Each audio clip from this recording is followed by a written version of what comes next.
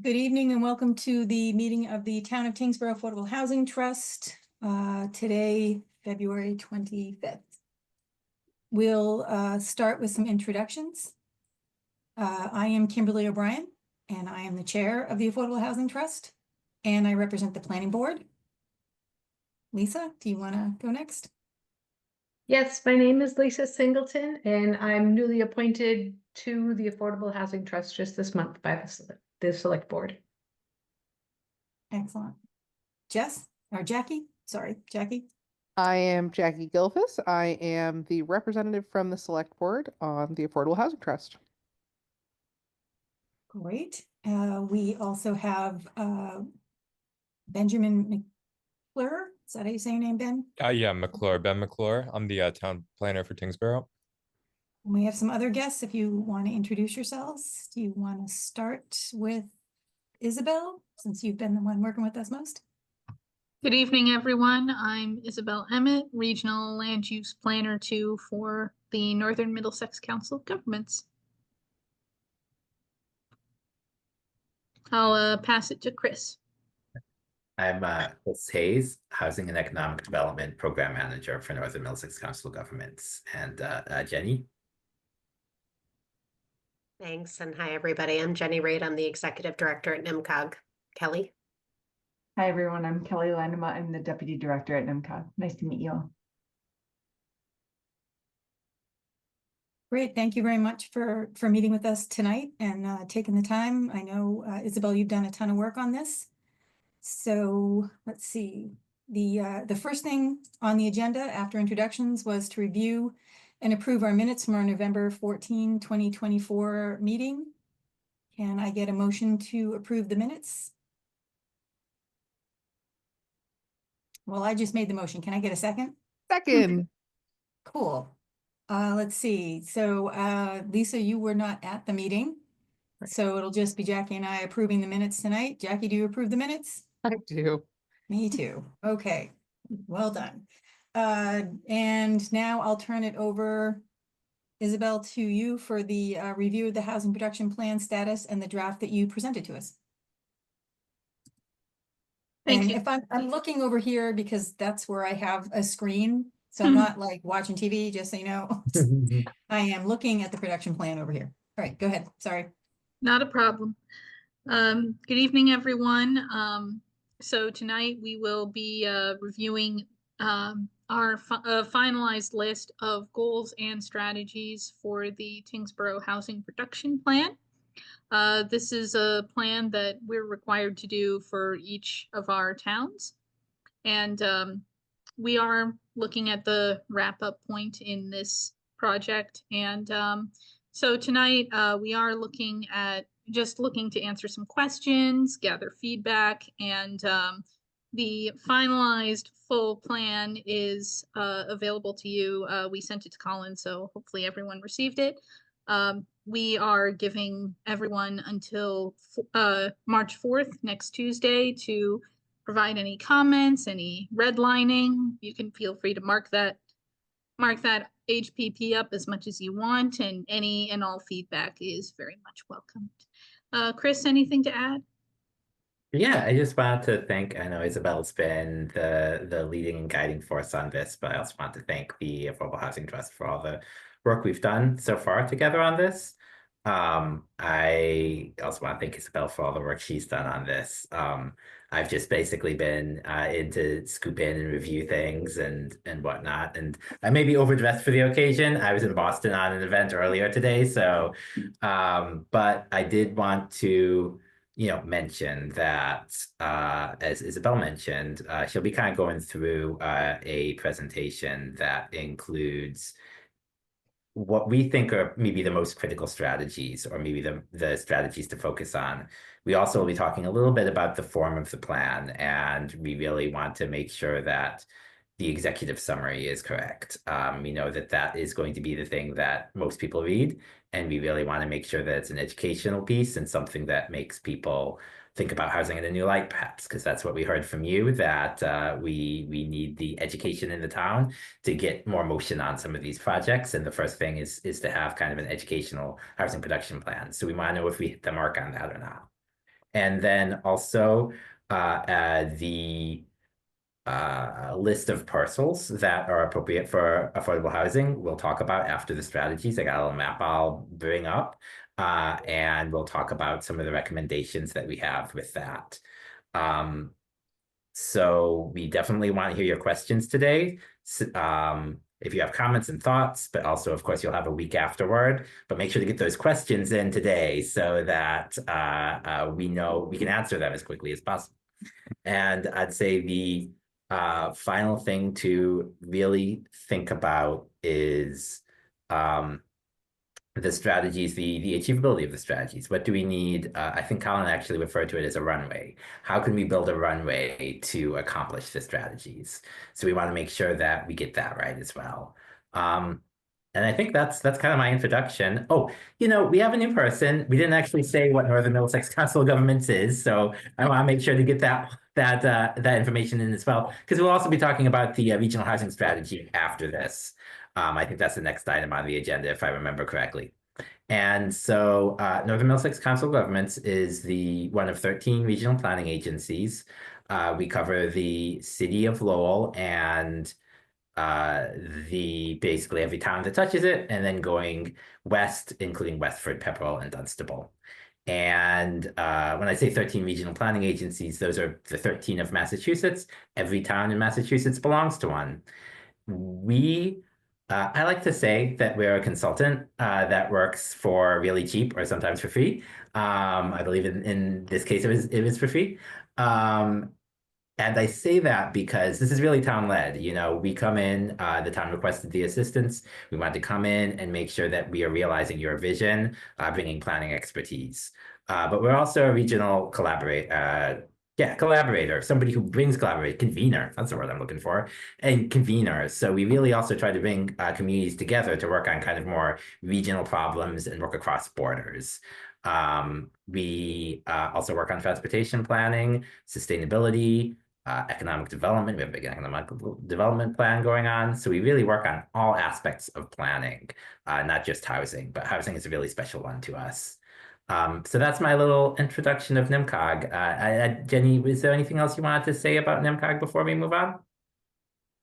Just to say that Kimberly O'Brien is one of our representatives from Tyngsborough onto the council. So appreciate that participation, of course. And we work very closely with your town manager as well as Ben. So looking forward to our conversation tonight. Thank you. Thank you both. I appreciate it. Thank you. So I'll go ahead and share my screen. I'll share a brief presentation, and any and all questions, we'll take the discussion from there. Oh, Ben or Roni, would either of you be able to let me share my screen? Sure, one moment. Thank you.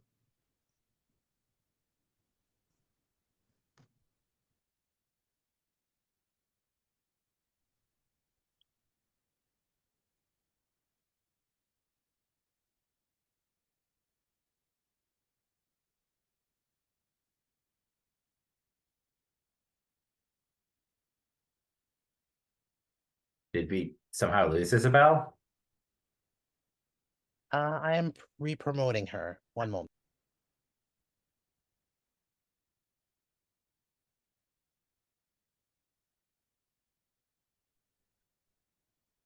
Oh, I'm still not able to share. You should be able to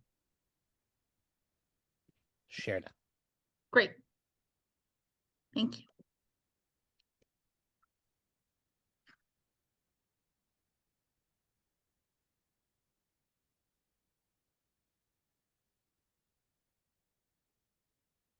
Thank you. So just to give a little context as to where we are with the housing production plan timeline, having expanded the timeline a little bit into 2020, early 2025, we're looking to finalize everything next month. So Of all the steps, we were taking a breath back in July and September. This was just to give everyone a chance to really really share their thoughts without getting too bogged down. It's like, oh, well, we've been talking about housing nonstop for what feels like ever. And this take a breath phase is just like, all right, where are we at? Where do we want to be? October through November, a lot of research, taking stock. November and December, talking about what's next. We looked at some of our survey results as well as current conditions and talking about how to build out goals and strategies from there. So now we're at the finalize step. This involves finalizing the plan and the adoption by the planning board and select board and submission to EOHLC for approval. So just to understand the executive summary versus the full plan, as Chris discussed, the executive summary can be a standalone document. It's educational for residents and committees and would be about 15 pages. The full plan is more of the reference guide, which is submitted to EOHLC. That is much longer in length, and it is much more than 84 pages at this point.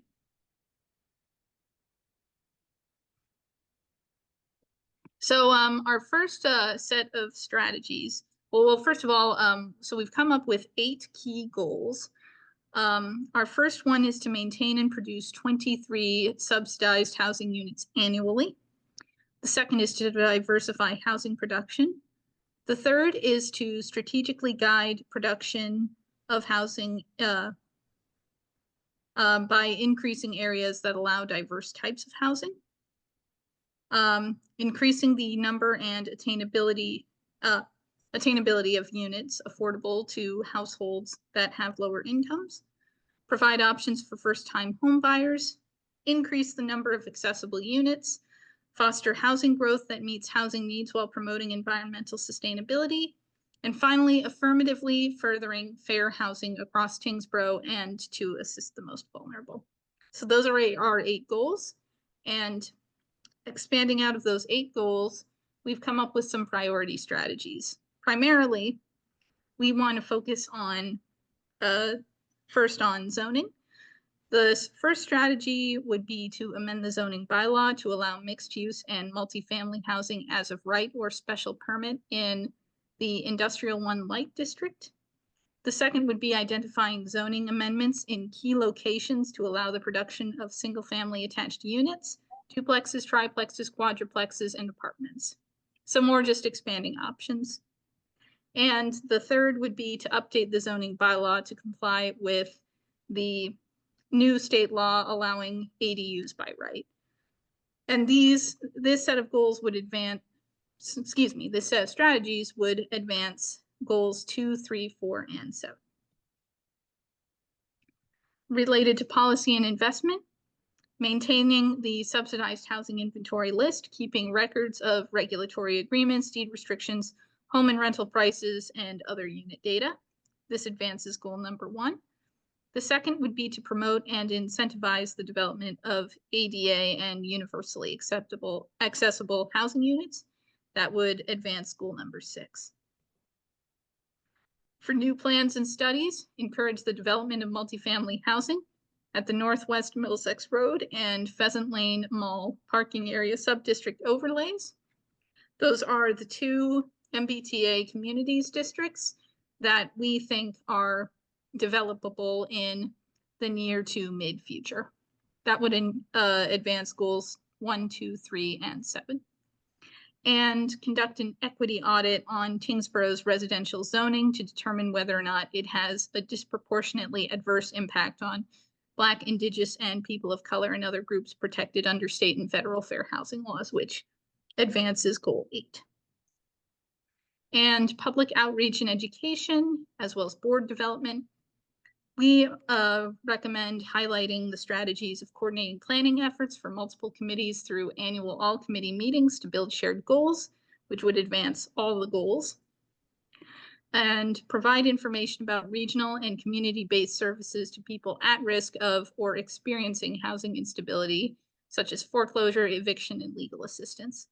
This would advance goals 5 and 8. So our next steps are to finalize the property list of properties that could be developed into housing. The next one would be, of course, the edits recommended by town staff and you, as well as presenting to the planning board and the select board by for final vote. And like I said, we'd like to have the redlined edits by March 4th. Alright. And that's all I have.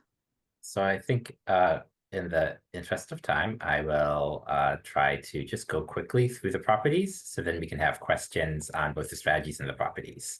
And feedback, thoughts, anything. Is everybody able to see this map of Tyngsborough? Yes. So these red areas are all of the properties that were on the list in your last housing production plan. And I believe Ben went through them and kind of recommended a few, but we want to kind of go through and talk about what our recommendations will be. And we will be sharing a list of like specific properties with you very soon. We weren't ready to have it before this meeting, but we kind of wanted to talk about the big ideas of what we're suggesting changes from last time to this time to get your thoughts. First of all, we're definitely highlighting the MBTA community districts as areas that the town will promote affordable housing development. Basically, suggest to the owner that the town would be amenable to a friendly 40B, a comprehensive permit development negotiated by the town and that developer. And we're also recommending looking at possibly continuing to include some of the parcels that are adjacent to the MBTA community zones, and maybe even some of the ones, I know this one's owned by National Grid, but you can always add it and see what happens. There's another small parcel that might have development. So that's one thing we're recommending is looking at affordable housing opportunities in this kind of transit-oriented MBTA development area.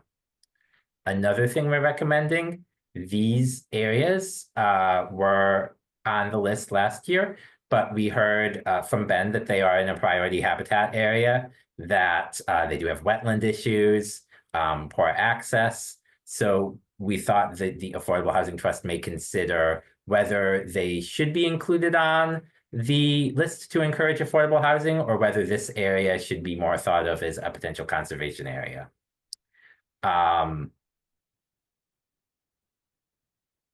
Some of these parcels here were on the list last time. They are now being actively developed for commercial or industrial purposes. And we believe the Affordable Housing Trust should think about whether they should remain on the list or whether they should be removed because the industrial use is kind of what you desire for economic development and potentially putting housing in elsewhere. So want to make sure to think and get that right and not have mixed messages about economic development and housing. On the flip side, a few of these parcels were considered in this last one, south of the highway, south of the Park and Ride. And we are recommending that the Affordable Housing Trust consider, including all of them again, knowing that some of these areas would want to be conserved for wetlands and for open space, but potentially the area directly along the highway could be utilized for housing that's right next to the on-ramp, that's right next to the Park and Ride. So there's both transit and highway opportunities very nearby. This is kind of already a disturbed area, if I understand it correctly from previous quarry operations. And then the final recommendation that we have, that's kind of the big picture recommendation, is I'm actually going to change this to add in the overlay districts. Maybe.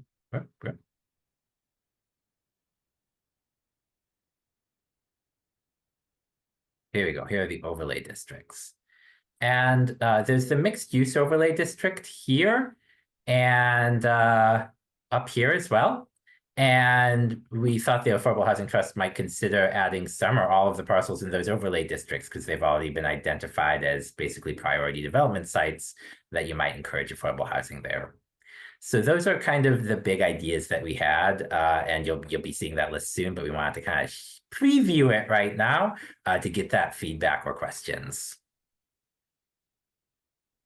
And that's it. I think we are ready for feedback and questions and whatever you'd like to discuss with us.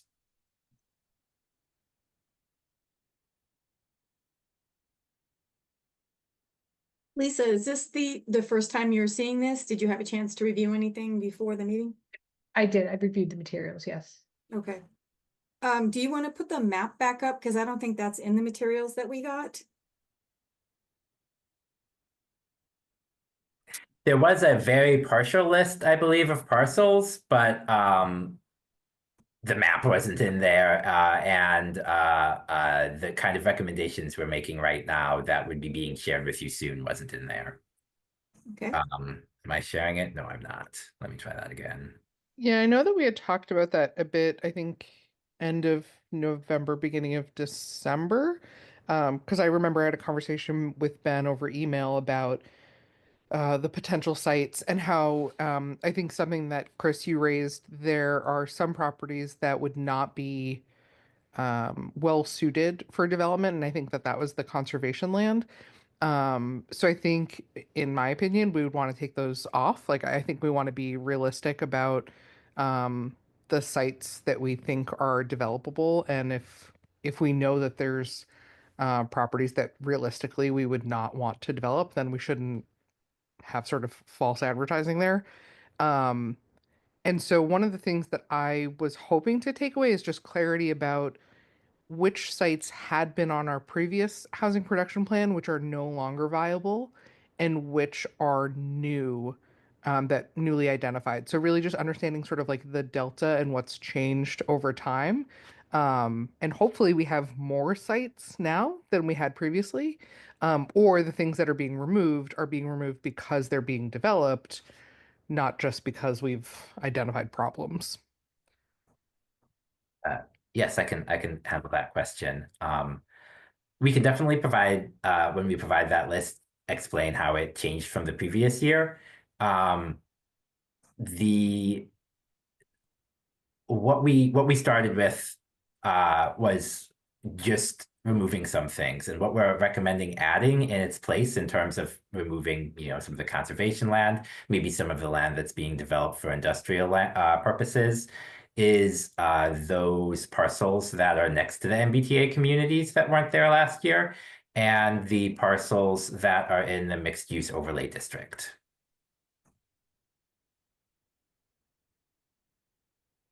So can you go back to the mixed use overlay district area? Sure. Thanks for that clarification, Chris. So I think there's two chunks of it, if I understand it correctly.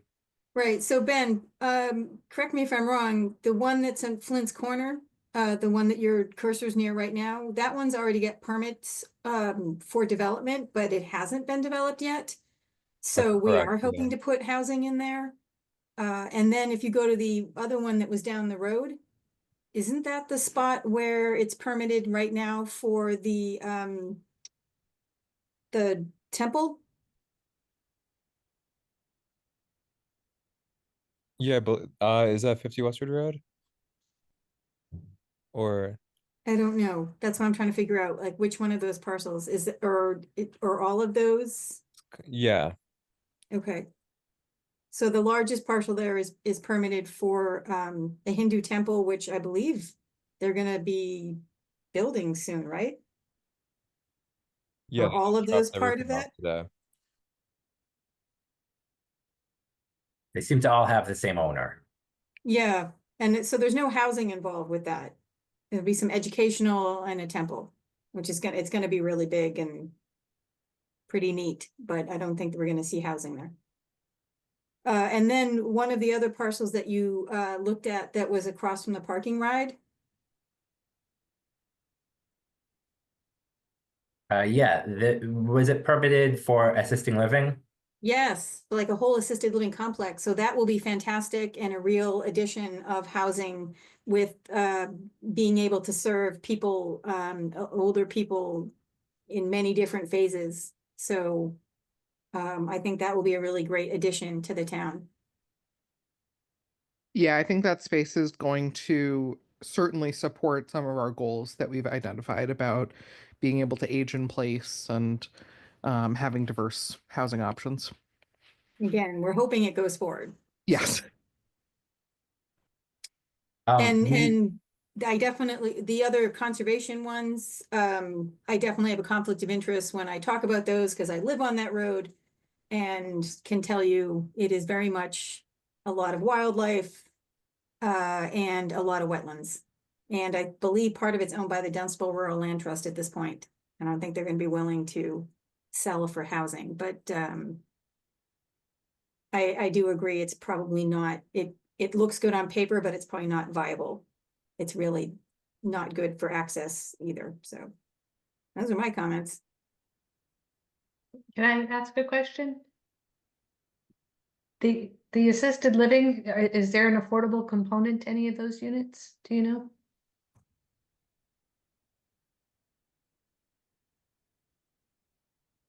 I'm almost positive yes, but let me pull up my notes from when this came before the select board.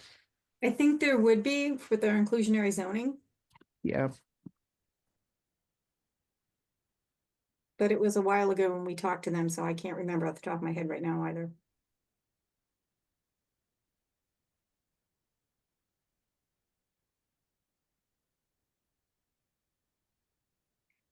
I guess one other comment why Ben pulls this up and Jackie is, I think us focusing on those areas along Middlesex is probably the most viable for near future development. So I think that's great that you've highlighted those in a different color.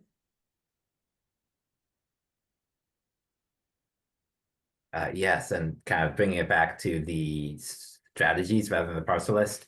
One of the proposed strategies is doing more planning around the MBTA districts. I know that the town, because we assisted with the town application to MBTA Catalyst for that type of a master planning process to better refine how many units really would support transit, how many units would the town support? Would it be more than 15 units per acre if it was offset somewhere else? Those type of things. It'd be more transit oriented rather than vehicular oriented. So those are some of the things that we're recommending exploring there to really take advantage of that particular area because it wouldn't it would be a great place for housing is our understanding from you, and that didn't really disturb the natural habitat very much and has both hopefully rail transit access someday, but even maybe shorter term bus transit access, hopefully, and also highway access as well.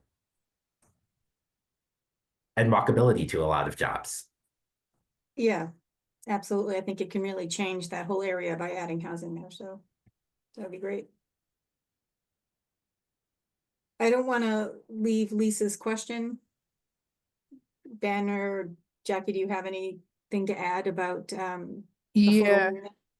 I'm just looking, I mean, this is now, this development agreement is from August, so I'm not sure if this is the most recent update, but at the time it did say that the developer would achieve affordable housing requirements by constructing 10% of affordable units, and not applying for a land donation or payment in lieu of constructing affordable units. And the goal was up to 100 assisted living units and 150 independent living units. So 10% of, I don't know if it's 10% of the total 250 or just if that applies to one of those. Does anyone know? Like, does assisted living have different expectations than independent living? A good question. I don't want to say definitely. I don't want to look it up again.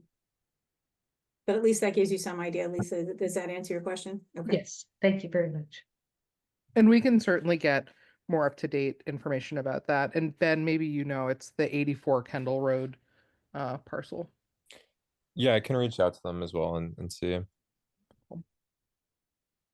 And we'll definitely capture that in the pipeline. I think our draft that you looked at basically said there were no pipeline projects because at the time that we wrote that, we heard from y'all that there weren't any. Now it's great to hear that there are some pipeline projects, and we'll try and reflect that in the plan.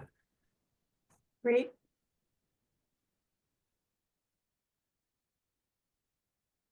I think some of my other comments so far, as somebody who's mostly looked at the executive summary, is I think it does a fantastic job with the education goal there.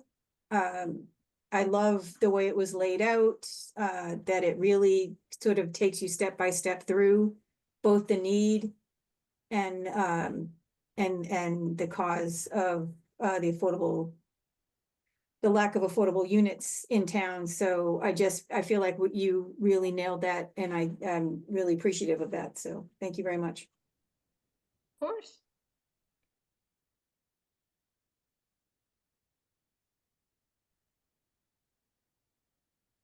Anyone else with any more comments or thoughts on the plan so far? I'm definitely in support of the plan, the approach. I think that the goals we've talked about those in the past. I think that those are aligned with what we're looking for. I had talked to Colin a little bit yesterday about the housing production plan, the document. And I will admit I haven't gone through the executive summary very closely, but at least at a high level, I think one thing that he had raised that I would share his concerns is just I think that we know that a goal is about diverse, inclusive housing, but some of that language may be perceived as um, partisan in a way that I think the town doesn't have much appetite for right now. Um, I'm obviously using coded language for a reason, but I think that that's one thing is maybe we just take a look at the language that we use to describe accessibility and marginalized communities and try to make it sound um, more grounded in just everyone having the housing that they need and less about um, specifically serving marginalized communities, if that makes sense. I think All of you who know me know that that is not aligned with my values, but I think we just have to be careful about the way that we're presenting this. yeah, I think I can second what you're saying in that we want to focus on impact and not put a target on the plan because of certain coded words. Yeah. So if we can focus on impact and belonging and housing for all, then I think I can second what might have you and Colin concerned. Yeah, thanks. Lisa, any thoughts? Yeah, I completely agree with that. A good strategy. Yeah, like even like the equity audit, like I'm very excited at the prospect of doing an equity audit. I don't know that other people reading this document would feel the same way. So just something for us to think about that disproportional adverse impact, which I agree exists. But we just don't want to call attention to that and then have people stand in the way. Yeah, that is one thing that we wanted to clarify. So I'm glad you brought that up, is that whether that what we called an equity audit is something that you supported, but you wanted us to use different language about.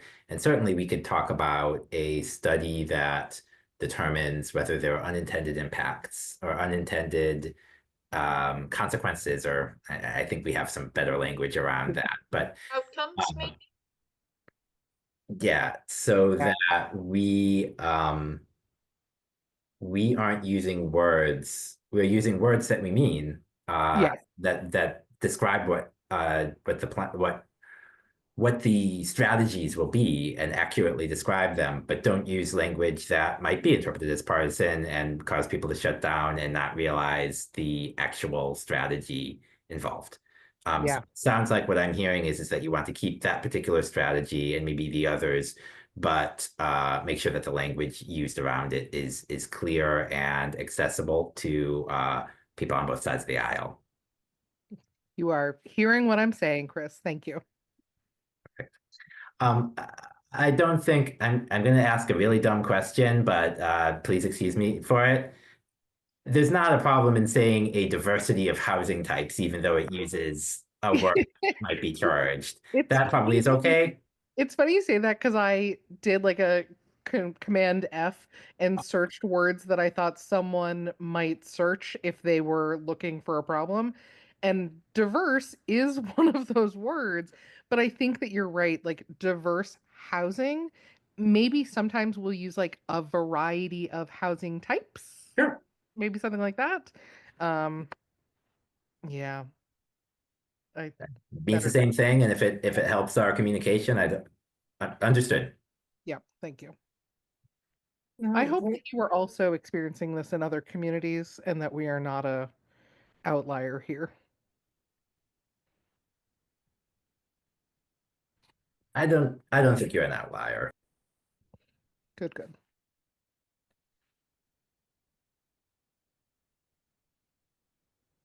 All right. One last pitch or any other feedback on this other than to say, we'll all take a look at it more closely and get comments back. Would they go back to you, Isabel?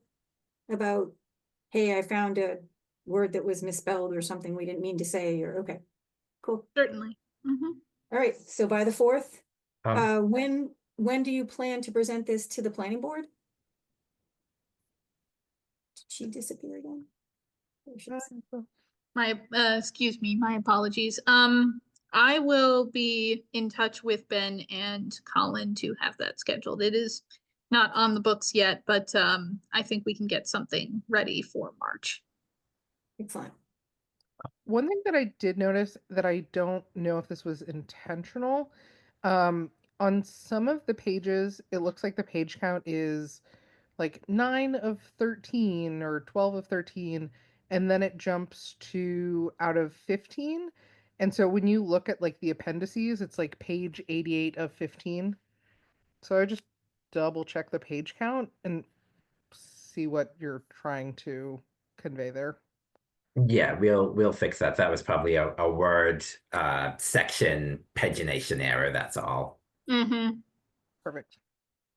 Yeah, we have a sort of format that we like to do HPPs, so sometimes it takes a while to like get it all formatted in a coherent way for the individual HPP document.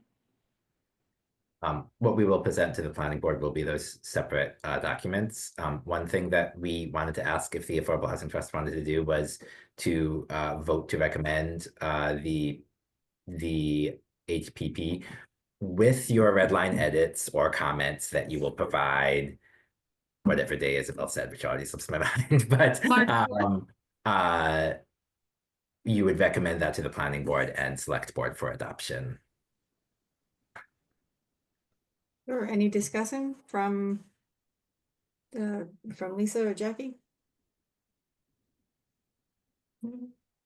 I think that we're aligned that this is the right approach. I don't think we've heard from anyone on the Affordable Housing Trust or from Colin that this is outside of what we were expecting or what we were looking for. So I feel comfortable moving forward with that.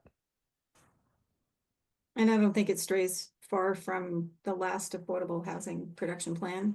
So much so that, I'm worried about it in any way, so Yeah. I would definitely propose that the Affordable Housing Trust vote this evening to recommend the the housing production plan to be approved by the planning board and the select board. Do you need a motion or do you need a second? I made the motion. I Second. need a second, okay. So I'll just do a little roll call for the three of us. Lisa? Aye. Approved with any redlining changes that we make. In favor. In favor. Jackie? And I am also in favor. All right, thank you. Thank you. Thank you, NEMCOG. Mhm. Yeah, thank you. Thank you for all the work you do on this. This is great. Well, thank you for all your help and input. It's all been very valuable. And definitely when you know, it might be intimidating if you don't have time to go through the entire thing, look at the executive summary and then go to the chapter with all the strategies and look at the strategies. Those are the two most important parts for you to really put your eyes on. So we thank you for that. Perfect. Thanks, Chris. Thank you. Next on the agenda is discussion of at-home in Greater Lowell.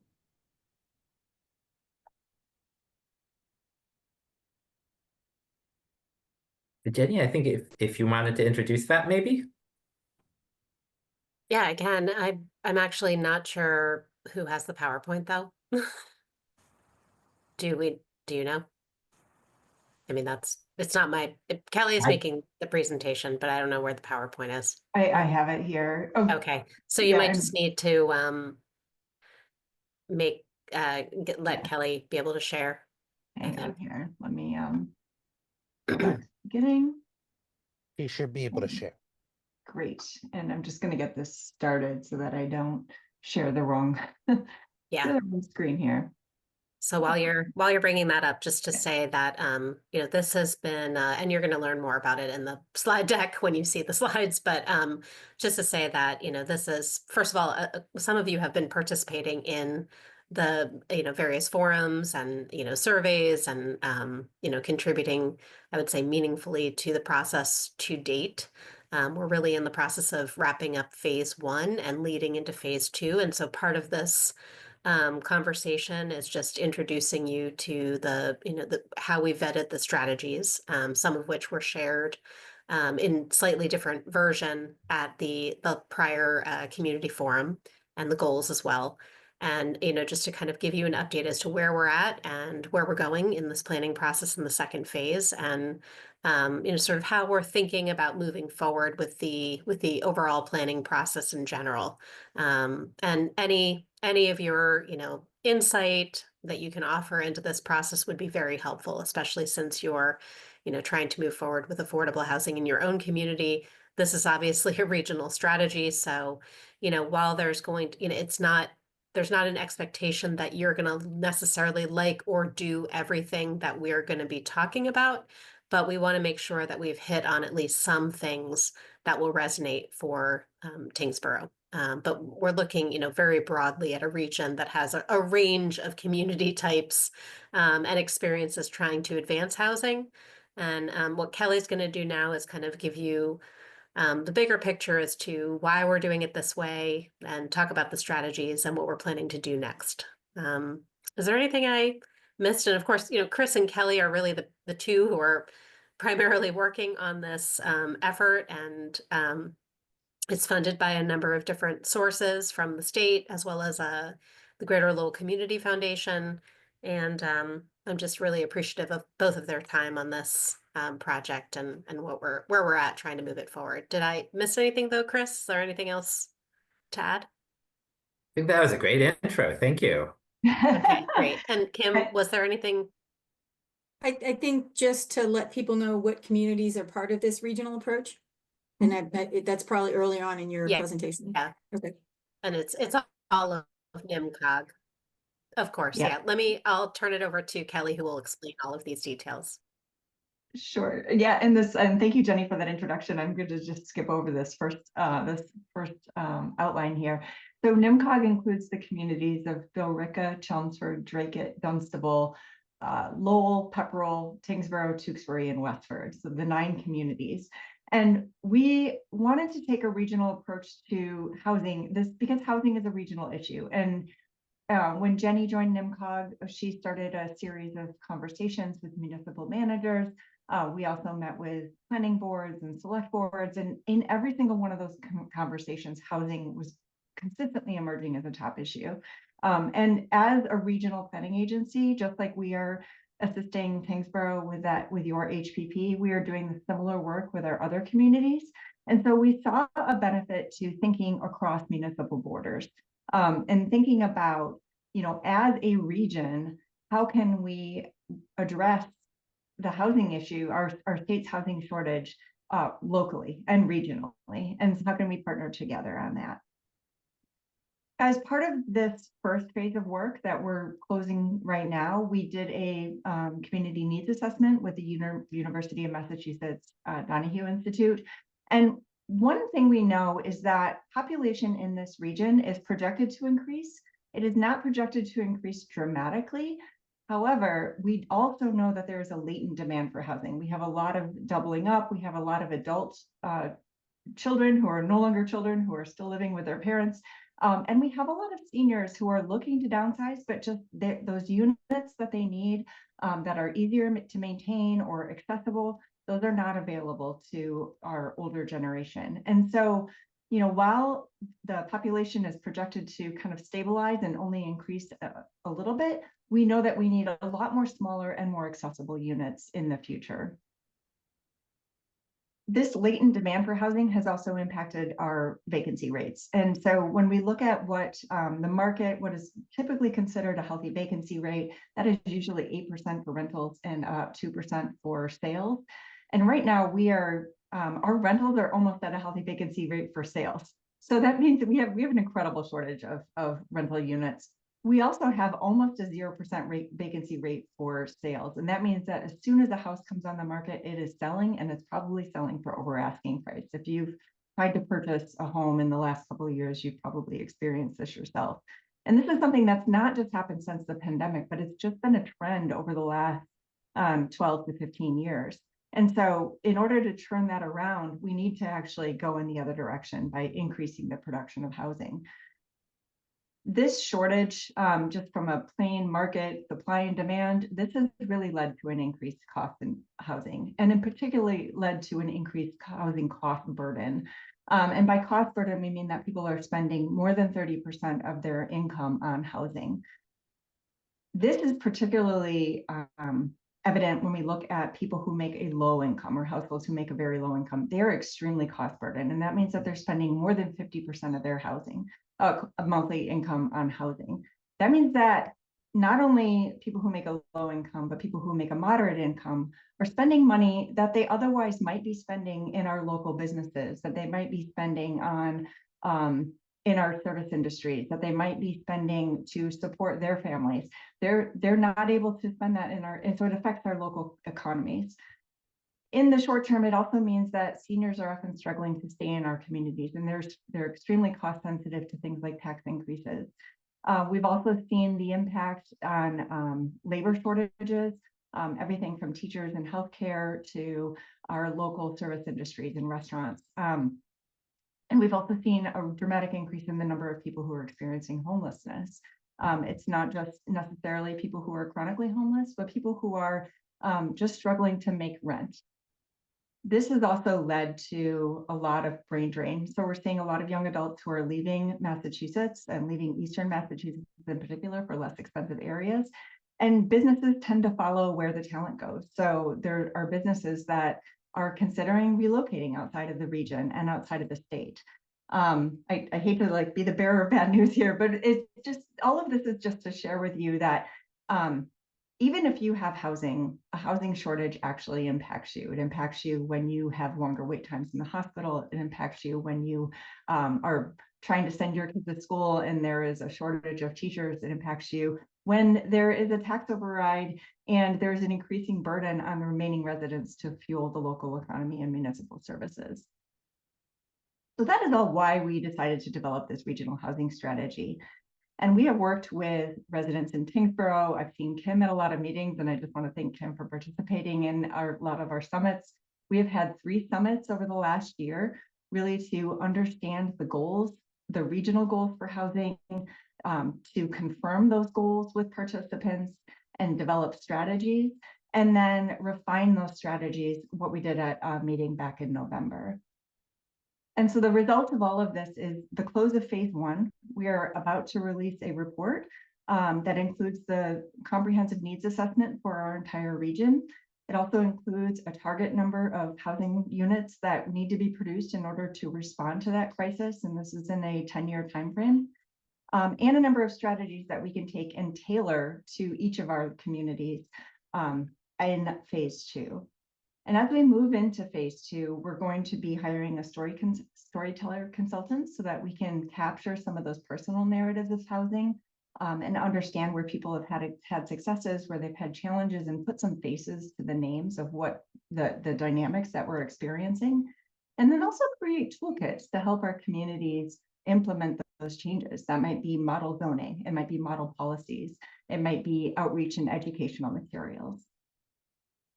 And so today, we had shared with you in advance a handout that really lists out all of the strategies. I'm going to highlight a few of the key ones that really relate to your housing production plan.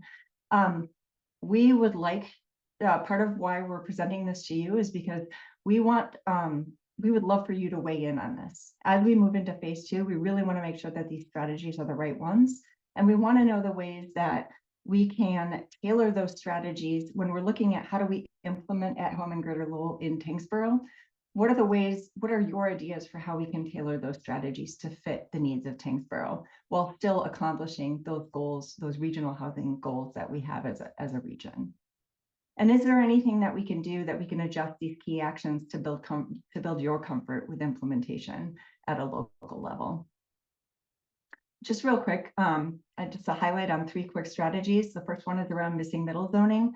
And this is, we talked a lot about missing middle with MBTA communities, but we're also talking about maybe just smaller homes on smaller lots or cottage cluster style zoning. It might also be homes that look like large homes, but they actually can be homes to 3, 4, or 5 families. And so this can be housing that fits within the existing context, but just provides more units at that smaller size that we need in order to respond to our housing needs. Vermont actually has implemented a really cool toolkit for this. I think all across New England, our regions are suffering from the same experience. And so we're all trying collaboratively to work on these issues together. Another strategy that we really wanted to bring attention to was this idea of a transit-oriented development master plan. I think in Tyngsborough, with the very, very long range idea that the Lowell line might be extended up to Nashua, starting to think about what would a master plan for that region, that's one of your MBTA community subdistricts, what would that actually look like?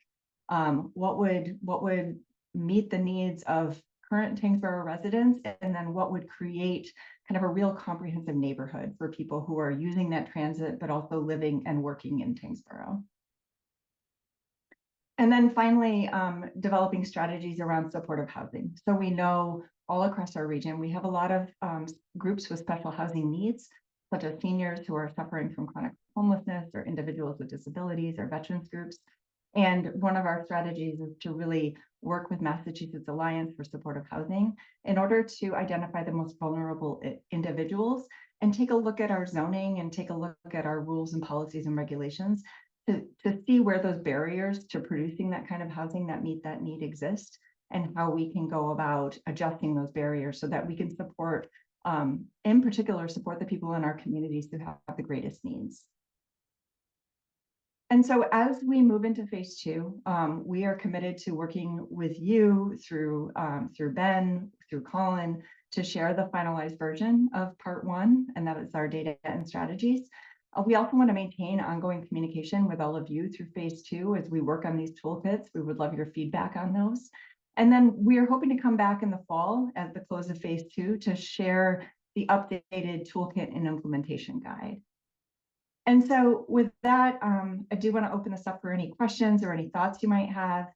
On that handout that we provided, I did include my email address on the back of that handout. And so if you have particular questions you'd like to reach out via email, I'm happy to carry on a conversation with any of you as well if there's anything you want to discuss about the strategies. You mind if I add one more quick thing? Yeah, please go ahead. Just the reason why we want to talk to you, and we've been talking to, we're about halfway through 5 communities. A lot of these things will need to have leadership from the select board or planning board or city council, in Lowell's case, in each of the communities. And so that's why we really want to make sure to get these things right and understand what you might need, or what might need to be tweaked in order to be able to implement those local actions that will have a collective regional impact.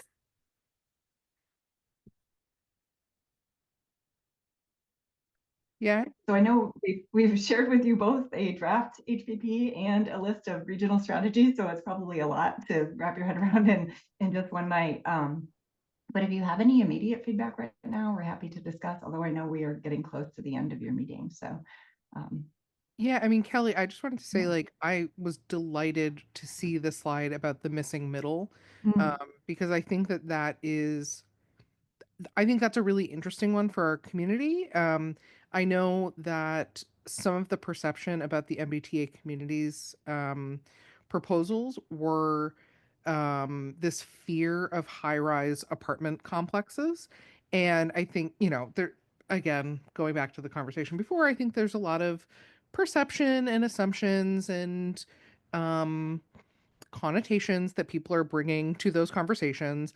But I think seeing something like this, seeing um the cottage style housing, the examples that you shared in other communities, like I think that that would help meet people more where they are in their perception of what multifamily housing could look like. It doesn't need to be a high-rise apartment complex that's going to fit 1,500 people, but having diverse housing, having something like the fourplex, the fiveplex, the 7 units, having the different ways that that could be laid out and still feel like it's part of the cultural landscape.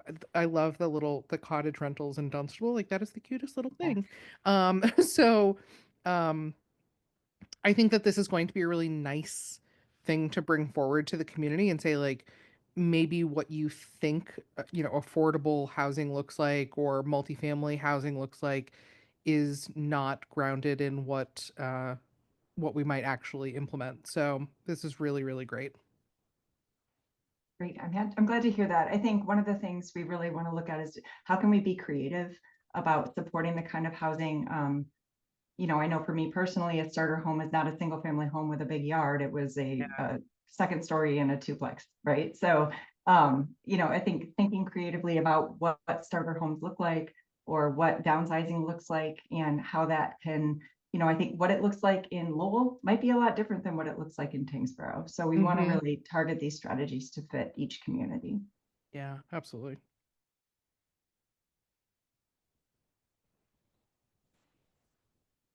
Lisa, I know that you have so much professional perspective here, and we really haven't had a chance to hear from you from your perspective and really get the most out of you yet because this is your first meeting. But anything just based on the two presentations tonight that sticks out for you? Well, I'll be honest, I feel like I jumped in the middle of a very busy time with the trust. But I think that these are great strategies and working in the right directions on both fronts. So I'm really pleased to see that this has come as far as it has. Could I think I overheard just as I was joining the meeting, Lisa, do you also work with the Housing Authority? I work for the Chelmsford Housing Authority. Okay, great. Nothing to do with Tyngsborough. Yeah, I think one of the things that as we go into phase 2, we would like to do more focused conversations with organizations that provide housing, either permanent supportive housing or housing for very low income or households that make a very low income, because that's something we've been struggling to connect with. So if we could follow up with you and have an additional conversation about your perspective as somebody who's much closer to the type of housing that Chelmsford Housing Authority is trying to get on the market, that would be really beneficial. Sure. I know that one of my coworkers is involved with them and COG. I know she attends meetings. I'm not quite sure what the focus is, but I know we do have a working relationship with you already. Yeah, I think yeah, that's probably On through something. the affordable housing, the regional housing working group. Oh, yeah, through I Christina. think. Yes, Christina. Yeah. Okay. Yeah, she's great. Okay, good. I think for me, when I was, took a look at this, the 2-page that you sent, I love the idea that we're doing this region-wide storytelling program. I think that's really going to have an impact.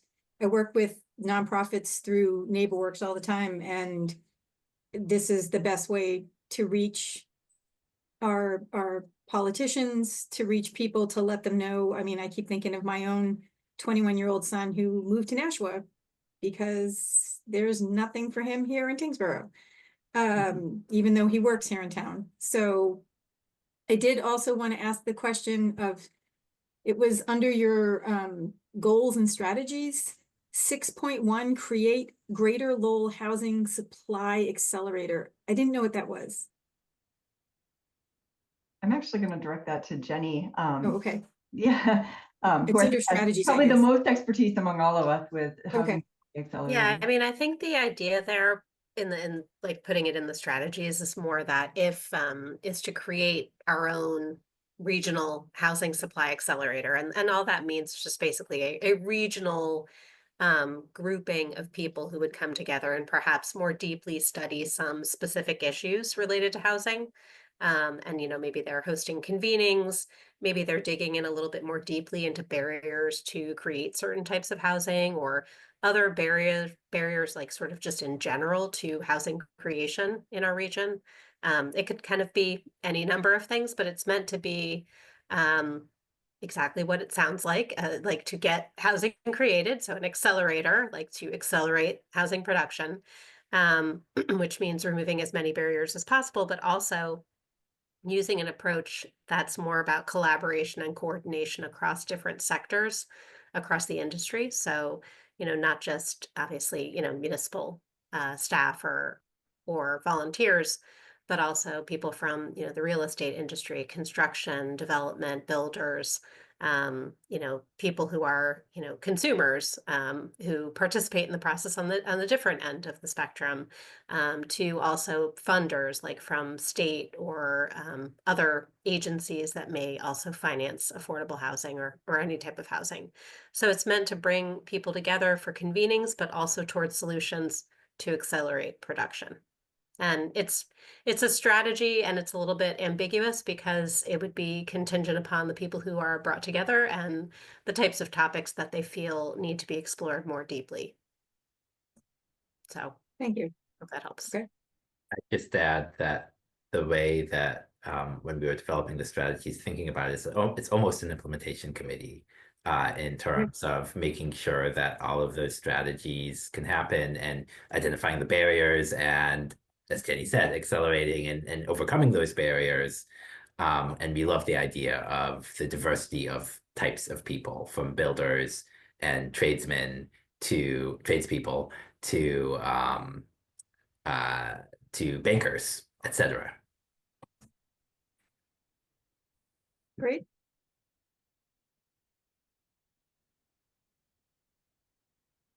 Anyone else have any other comments? So if after sitting and looking at this or thinking about it, if somebody had comments, who should we be directing those to? So my email address is on the back of that handout. I can also put it in, oh, I don't think there's a chat here, but it's klinema@nimcog.org. And if you reach out to me, I will make sure that everybody in this group is in the loop.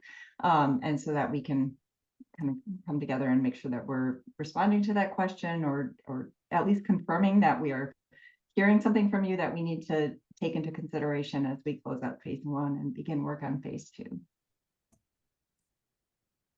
All right, fantastic. Does anybody else have any other comments, questions? And I would just like to jump back to the housing production plan for a minute. If we do have redlining or comments, do we submit those individually, or somebody going to spearhead that? Or I didn't quite know how that was going to be handled. What we've seen best, and Isabel, correct me if I'm wrong, but if individual members send them to Ben or Colin, whoever is the town staff that could then send everything together to us in a package, that generally is best. We're happy to always accept things directly from committee members, but that way, yeah, the planner can kind of collect all that. That sounds like a better plan. Come to think of it, that would be ideal for both at home and in Greater Lowell and for the HPP. So I would concur with Chris.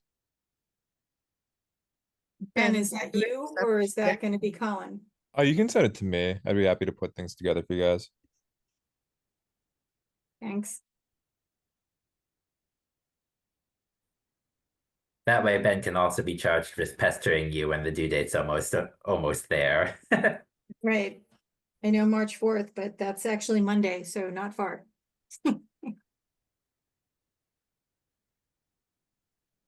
Any other comments, questions? I guess March 4th is Tuesday, so we do have that one more day, a week from today.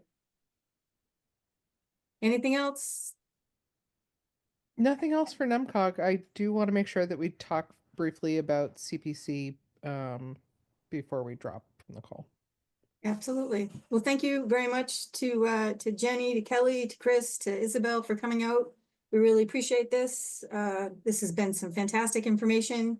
And I know the at home at Greater Lowell process has been really neat and interesting. We definitely have diverse communities that are all getting together, and it's been impressive to me where we agree on so many things and then where it branches off. So it's been a really great process. Thank you very much for doing this. Thank My you for having pleasure. us tonight. Thank you for Well having done. us. Thanks for participating and Mm. for having us here tonight. Yeah, absolutely. All right, thank you. We'll see you soon. Okay. Thank you. Sure. NEMCOG. Thank you. Bye. So next on the agenda is open forum, and I think Jackie brings up a great point. So Lisa, I don't know if you're aware, but we were going to be meeting. Are you aware of what the Community Preservation Fund is in the state of Massachusetts, right? Yes. Okay, yes. great. So CPC, our committee is meeting tomorrow night. And Jackie and I are going to be going because we are going to be requesting from the CPC committee up to $75,000 in order to create an emergency rental assistance program here in town. Mm-hmm. And we have some thought, this is the very first time we've tried to do something like this in Tyngsborough. It's the first time CPC will be hearing really sort of about this. I don't know if they've talked in other meetings. Colin might know, but I don't. And it was brought to us, our attention, by another citizen in town that this is a good use of these funds. We agreed, and so we're developing this. We want to say from scratch because clearly other communities already do this. So we'll be trying to borrow the best and brightest ideas from other places.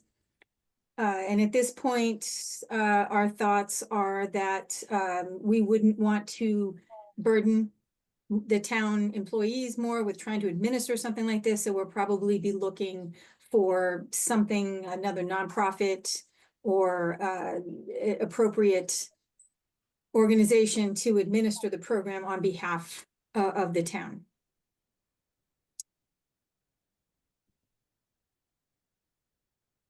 And is this for anyone, or is it just for people in deed restricted properties?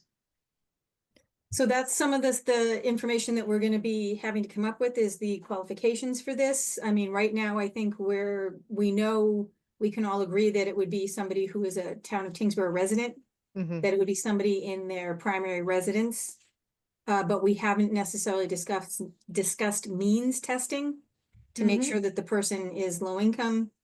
I think that's sort of the intent, but we need to come up with those rules, and we haven't discussed whether or not it's somebody who's in a subsidized unit or any unit.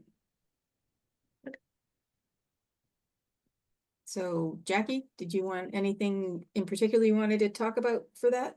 Yeah, I mean, I think Kim, you just summarized that really beautifully, and I think there are a lot of questions that still need to be answered in terms of the parameters for this, because the way that the Community Preservation Act and the particular statute around the emergency rental assistance program is framed, it really leaves it up to each individual community to sort of build the framework themselves. And there's a lot of flexibility in terms of administration. And so what Kim was saying is, we could theoretically administer this in-house, in town, have staff do it. But something that Kim outlined in the proposal that we're going to bring to CPC tomorrow is Not only do we not really have the resources to do it, we just don't have the people to administer it. We also wouldn't want to put residents in a position where they would need to sort of come forward with their need to people that they may be interacting with on a regular basis. Like we wouldn't want any sort of shame or perception or whatever that might look like. We wouldn't want that to be a barrier to people coming forward and getting the help that they need and have a right to, and have access to. So we're presenting to them tomorrow, and the resident that brought this to my attention last I don't know, I guess it was last fall, maybe we met, sits on CPC. So I'm not sure if he has brought this to the attention of the committee previously, and so we're just going to be sort of filling in our information from the perspective of the Affordable Housing Trust, or if this truly is new information for them. They have received the memo that Colin drafted, and so I know that they have that in advance. I just wanted to check with you, Kim, in terms of presenting this information tomorrow. I know that Yumi and Colin are attending. Colin will read the memo aloud and sort of I think probably open it up to discussion from CPC. I think where we left it is we didn't think that we needed a formal presentation deck, right? But if they had questions, we would just be able to answer them from your proposal document. Is that kind of how we're thinking? I think, yeah, I mean, they usually meet in the secondary meeting room, the one Yeah. that staff uses for, Like a kitchen almost. well, yeah, where the refrigerator is. So I don't think trying to remember if there's even a screen or a TV in there to be able to do like a PowerPoint, but probably not. There As you had- said, I think they're there, but- probably somewhat aware Yeah. of what CPC funds can be used for. So I'm also fully expecting that we're there to listen to their questions Mhm. and let them know that they are most likely not going to want to vote on this tomorrow night if we can't present them with enough detail. So Mhm. we can listen to maybe their concerns, their questions, where they think we should be focused for this program, and then take it back and maybe try to put together something a little bit more specific so that we can answer questions like Lisa just asked, which is very obvious. Does somebody Mhm. need to be low income to qualify? Do they need to be in a subsidized unit to qualify? How is this going to work? Mhm. Yeah, I think that sounds great. And do you know, I can't remember based on the emails that we've had with Colin, did CPC receive a copy of your proposed policies and procedures document? I don't think so. Do you want us to print copies for folks and have them available for tomorrow? So I have sort of like two thoughts about this. One Yeah. is that when you present something, organizations, boards tend to hold you to what you have presented to begin with, even if you go back later and decide you want to make changes. Yeah. So that part of me says we're not ready yet to present the policies and procedures. I sent those out as a very rough draft to you and Colin, so we'd have some ideas in our heads of how we wanted to run this. I think it's because we haven't even had a chance to really, Yes. I'd actually like to hear some feedback from you and Lisa tonight. Like, how do you think we should run this as far as who would be eligible? Yeah, Lisa, I'd love your thoughts, just having not had a lot of exposure to this conversation, but certainly with perspective. Let me, I think I'm allowed to share my screen, and I realize that this is on tape, so anybody watching this tonight will see it ahead of time. So we're not hiding anything as much as we just don't want to present something so underbaked that it looks like we don't know what we're talking about. But let me just share this one thing. So this was some thoughts. I hope you can see this. Some thoughts we had on eligibility criteria. Do I need to make it bigger as far as font? Is everything? I can see it. I'm okay. Right. And I think that the eligibility criteria that you have outlined here is similar to what other communities in our area are using for their eligibility, right? Right.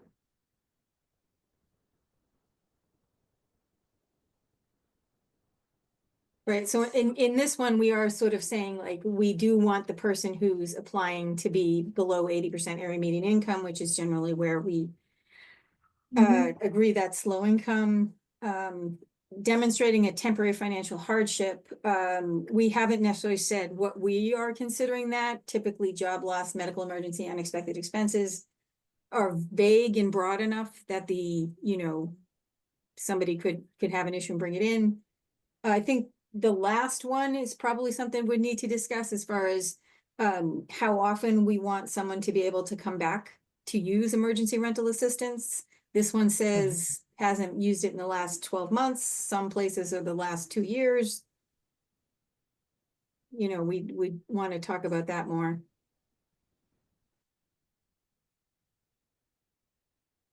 And Kim, And one of the things we discussed was a limit of $5,000 per applicant for 12-month period or 18-month period, whatever we decide. you said exactly what I was about to ask. Perfect. So And this again- is for, this is Yeah, go ahead. rental only. You wouldn't be making this available for somebody who may need help towards a mortgage, correct? I think we Correct. already have, It's emergency rental assistance. Okay. yeah, I think we may already have some emergency housing support. I'm not sure how it's funded, but Colin did mention something when we talked about it over the summer. Ben, do you know? Do you recall? I still have to check with Colin about that. I have to check in on with him. Yeah, I mean, I don't want to speak out of turn, but I could have sworn that there was some scenario where we have provided some support for folks if it's mortgage support. Yeah, we're actually discussing this a couple weeks ago, and I just don't want to misquote him, but it is something we're kind of trying to work out at the moment. Okay.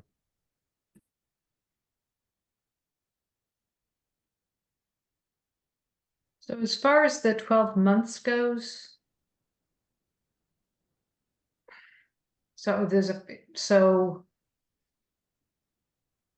like I'm not quite sure how to ask this. So if I need money to pay my rent in its entirety, and my rent is $1,500, and my emergency goes for several months. I'm not quite sure that doing it once a year is going to benefit the person in need. But I don't know quite. Right, like do you get the maximum of $5,000 but spread out over the course of however many months, or and then at that point does the 12-month window reset at the beginning of your disbursement or the end? Like I think clarifying that would make sense. Right. I think another important feature is we intend for the money would go directly to the landlord. So people can feel pretty sure that the money will be used for what it's supposed to be used for.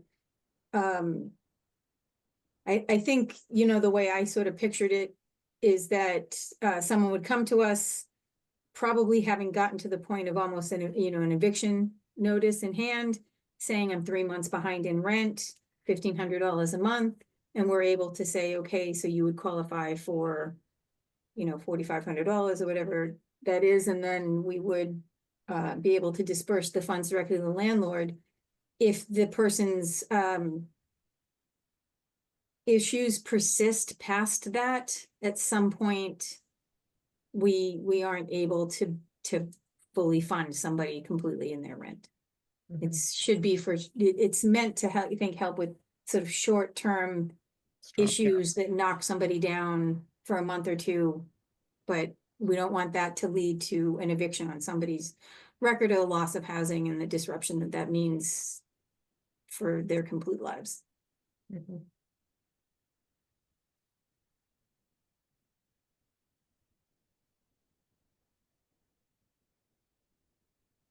I think it's a really good first pass, Kim. Yeah, I mean, you're welcome to join us tomorrow, Lisa. I think right now we're just, Jackie and I, we're gonna go representing the trust with this thought before the CPC, knowing they might not be willing to vote tomorrow on this. We're hoping they will, but they might not. And then sort of trying to develop this in town. Yeah. Unfortunately, I've got plans tomorrow night. I can't attend, but We will maybe report, next time. What was that, Jackie? we'll report back. Okay, thank you. Yep. Okay, perfect. Thanks, Kim, for putting that together. Yeah. Ben, any other thoughts from you as to your I don't know if you've talked to Colin, his expectations for the meeting tomorrow night, or? I have not talked to him about the meeting tomorrow night. I can talk to him in the morning though, and if anything's important, I'll reach out to you guys. Perfect. Okay. And am I correct, Jackie, that meeting was moved till 5 tomorrow? Yes, correct. Okay. And I'll see you at 5 o'clock. You sure will. All right, anything else? Anybody, any other issues or things that they want to bring up before the housing trust tonight? If not, I'll entertain a motion to adjourn. So moved. I'll second. All in favor? Aye. Okay. All right, thank you, Ben. Thank you to Ronnie. I don't know if he's still here for recording this, and have a good night, everybody.